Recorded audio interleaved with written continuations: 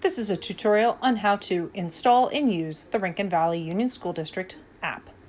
First, go to the App Store for your device and download the RVUSD app. The app can be found in the Apple iTunes Store or in the Google Play Android Store.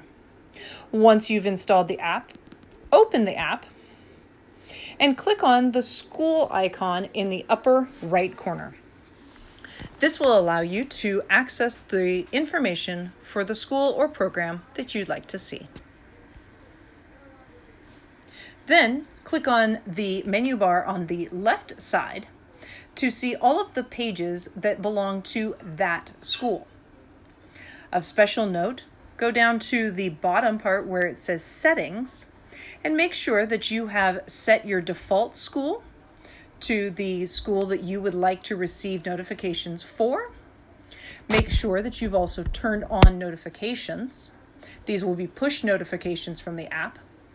And finally, use the checkboxes to indicate all of the schools that you would like to receive notifications from.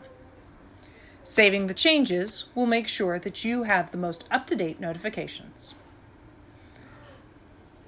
Click on the Live Feed button to go back to the main page for the school and see the most current updates.